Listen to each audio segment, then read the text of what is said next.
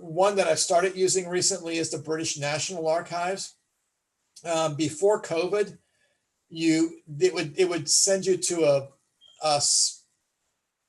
basically just an indexed record of it, just telling you the person's name was there. It's a will, and it's held at this archive, and click here to pay £5 and they'll send it to you, sort of thing.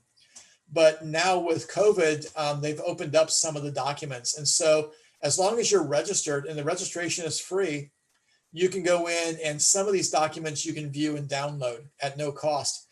It'll tell you if you're not signed in, this record will cost you £5. If you are signed in, it's free.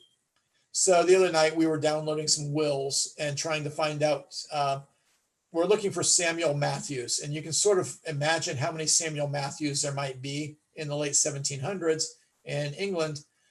So we were downloading several wills to try to read through them and determine if they're the right person. The Irish Archives. So you can go to the Ireland's National Archives website, and they've got the 1901 and 1911 census. They've also got some partial censuses for 1821 to 1851, the tithe allotment books, soldiers' wills, other wills and administrations, the diocese copies, marriage bonds, and so on. So there's a variety of different records you might be able to find in the Ireland's National Archives.